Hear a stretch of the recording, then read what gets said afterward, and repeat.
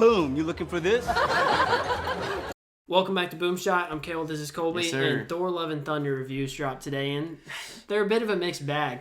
We're going to be discussing whether this is a big deal or whether this is all overblown. Let's jump right into the video. Okay, so let's open up with the critic reviews. They're out today, as one of our fans duly noted. So Rotten Tomatoes has the movie at 72%, which is, to me, more encouraging than anything. Because honestly, when Rotten Tomatoes rates a movie at like 99%, you know something might be a little bit fishy there. Yeah. But one exception is like Spider-Man No Way Home, of course. But or like Phineas and Ferb at 100%. Obviously, yeah. Next up, we've got IndieWire. It's at a 3.5 out of 5, or that's really 70%. And then IGN is also at a 7 out of 10, which is also 70%. So we're seeing a pretty consistent across the board. I'd call that a good rating. Yeah, I think it's consistent. 7 out of 10 is about good. It's pretty consistent, and that makes me feel confident, honestly. Yeah, not in that a certain the movie's going to be just good. It could be great still. Yeah. Let's jump right into the gripes of the movie. Yeah, so what a lot of these people have been saying is that the jokes are not landing. Yeah, which I find hard to believe in a Taika Waititi movie. Look, they're saying that it tries really, really hard to be funny. And a lot of people who were saying that jokes don't land also liked Thor Ragnarok, right? So, or some people were. I have a hard time believing that the jokes don't land. So, anyway, continue. Yeah, I guess one point of that too, you got Taika. Yeah. And Chris Pratt and Chris Hemsworth. I mean, dude, that feels like an absolute blast. I know. Yeah, I'm pretty hyped for it. Yeah, but the next thing is that people are saying it's stale and algorithmic. This is probably one that I think I can agree with the most, because Marvel movies, at the end of the day, it's a legit process. Yeah, especially now. But I feel like if anybody has a different take, or if there are any two directors that have a different take on a Marvel movie, it's James Gunn and Taika Waititi. Yeah, I can see where this is coming from. Mm-hmm.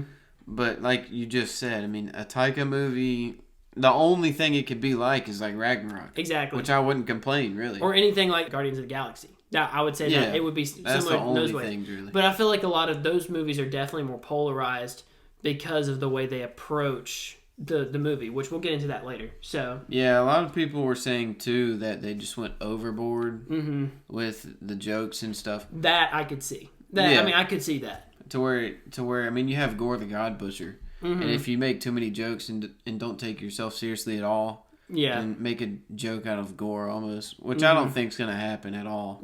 Yeah, which is actually something we'll get into later. So what's the next gripe? People are saying it's incoherent. Yeah, they were saying that there's this whole storyline with Jane becoming Thor, and then there's also this storyline where Thor kind of has to stop Gorr the God Butcher. But I can see that, but I don't feel like this movie is going to be, I don't really think it's going to be incoherent. And they do have a lot of explaining to do in 2 hours. I will say that. Yeah, it is short for what we've come to expect. And also I feel like if they focus too much on the comedy side and not too much on the story, then I can see where it'll be hard to track. Yeah, that's true. And I read this somewhere that they have 2 big arcs that kind of collide, and then it gets kind of fuzzy. I can see that happening. But at the end of the day, if you're just here to watch this movie to have a fun time, I think that's going to happen either way. Yeah, exactly. And that was one of our big gripes with Jurassic World, if you go back, Jurassic World 3, was that it made no sense. Like, we had no idea what was happening. Yep. And I hope that's not the case with Thor, but honestly, I have a bit more confidence in Taika and his direction with the movie. Yeah. It may be, like, once again, critics may just be overblowing this. And so that's what we're trying to sort through right now. And then, what's the last gripe?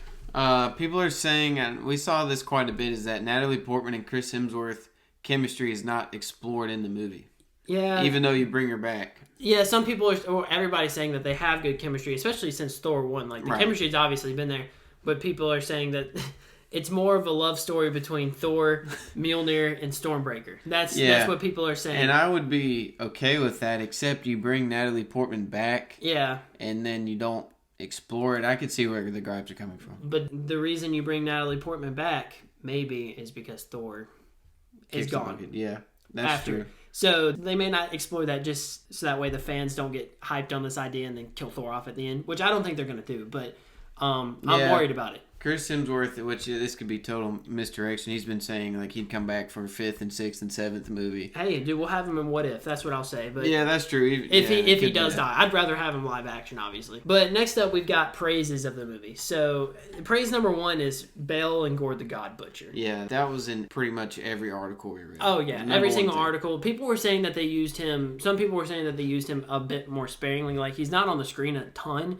But for instance, Jeremy Johns, he said that he said that using him sparingly probably contributed to how great he was. Yeah, it's like in Rocky 3. Yeah. When he's holding back the whole time going with the opposite hand. Yeah. And then he switches and starts hammering him. Exactly. He's been saving it. So you're saving Gorr for all the right moments, and maybe that's why the punches land. Yeah, and back to your point about how this movie has Gorr the God Butcher, and it's definitely taking a more serious tone. It kind of can feel like maybe them incorporating so many jokes is off-putting for the tone of the movie. That's kind of what we were alluding to earlier. Yeah, I feel like if they're switching back and forth, you're with whatever the Revengers 2.0, and then you go to Gorr, it's going to be a very sharp tonal switch. Yeah. And it's going to be maybe hard to adjust from like, oh, happy fun time to, oh, this is scary. Exactly. Which people are saying that the comedy is definitely cut down when Gorr's on screen, which is good to hear. Right. I'm just saying it could be a sharp switch that kind of throws people off. And it makes it definitely would take you out of the movie. Like, okay, they were just cracking a whole bunch of jokes, and now like everybody's super serious. Like, it could definitely take you out of the movie for sure. Which, that's one thing as a director. And as a movie producer, you do not want your fans to be out of the film. Like, you got to believe this is not real, but you got to be into it. Right. Praise number 2 is actually just in general the acting. Aside from Christian Bale, people are giving him like top of the line praise. But then you got a star-studded cast: Chris Pratt, most of the Dave Bautista, Natalie Portman, Chris Hemsworth. Like, you got a star-studded cast. Yeah, we've heard good things about all of them. Exactly. Pretty much, so. And then visuals, obviously, Marvel these days doesn't miss. Well, I say that, you get bad ones like Captain Marvel and Black Panther, but then you get like good movies like this. I'm hearing the visuals are really entertaining. Yeah, I mean, I think the visuals in Black Panther were pretty good, but it really just come down to the CGI was bad at times. That's what I meant by yeah. But I think it sounds like the CGI and the visuals would be good, because you can have good visuals and the CGI is bad. Yeah. And then it just kind of ruins the whole effect. That's what I would say is the case with Black Panther. But I don't praise Eternals much. Right? I hate Eternals. This is true. This is but good. I will give, like, they did have some very good visuals in that movie. Yeah. It was definitely visually appealing. And that's one good thing about Eternals. Everything else kind of was awful. Yeah. I would say the one thing we've seen in the trailers and TV spots is with the Celestials. Yeah. We noted that when we watched it, that the visuals on that were very high quality. Exactly, yeah. I mean, especially for like a trailer and everything. Like, you look at She-Hulk now, and they've dumped money into those shows, and it looks bad. It just looks terrible. That's another example of the CGI taking you out of it. Exactly. And then the last of the praises that we have is the action sequences, and as per usual, this is a given for Marvel movies. Oh yeah. So we won't talk about it much. You know what you're going into. And this leads us into our take about the movie. So, take number 1, what you got? Yeah, if you're sitting here thinking, oh man, I don't know if I'm gonna go watch this now, I would still recommend watching it. Yeah. Because it's hard to put any weight on what the critics are saying. Mm-hmm. Just because, everybody has different opinions at the end of the day. Yeah, for example, one glaring example of where critics got it wrong and fans got it right is The Last Jedi. Critics loved that movie. Yeah. And fans hated that movie. And most fans did. It's like that with Star Wars a lot, because the whole prequel trilogy. Yeah, is critic bombed, but fans, looking back on it now, like, fans love those movies. Right. So, and maybe at the time, most of the original fans were not, happy with what happened. But next, and so I'd say don't put a lot of weight into it. Definitely, like you said, go see the movie, judge it for yourself. If you didn't like it, then guess what? You wasted $10. Okay, which in this economy, that's a lot of money.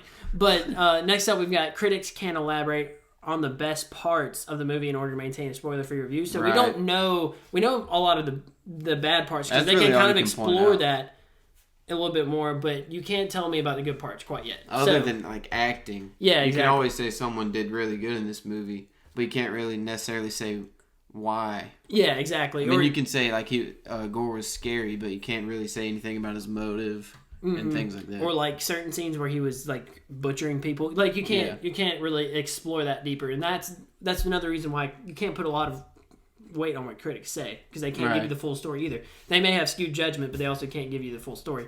And then finally, our last take is, we said this in our last TV spot reaction, that it might be Top Gun Maverick.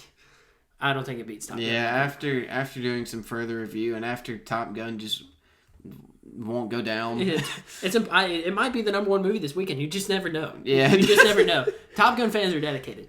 Yeah, and we forgot to mention Avatar. Avatar could beat it. Yeah. Not to make this video about Top Gun, but it's doing incredible still. It really is incredible. And I think it's, once again, not to elaborate on this too much, but the first movie is a cultural icon. Like, it's literally enshrined in the Library of Congress as, like, a great American work. And, like, not even kidding. Yeah. And this Top Gun Maverick is just a love letter to Top Gun. And so that's why a lot of people are loving what Top Gun Maverick has to offer. And that's kind of what, to bring this back to Thor, I'm kind of hoping that Thor Love and Thunder builds on the what we got in Thor Ragnarok, and it's kind of a love letter to Thor Ragnarok. Because Thor Ragnarok completely changed Thor's character until they ruined him in Endgame. I mean, it's widely regarded as the best Thor movie. Oh, easily. I'd say one of the best Marvel movies in general. Yeah. It genuinely felt different, I'd say. Yeah. Than what most Marvel movies were trying to do, and that's what I appreciated about it most. But facts. That's our take. What we think. We've gone over critic reviews. We've gone over gripes and praises. Let us know what you guys think. Some of y'all might see the movie on Thursday, so leave a comment. Be looking out for our review on Friday, and thank you guys for watching. We'll see you in the next one.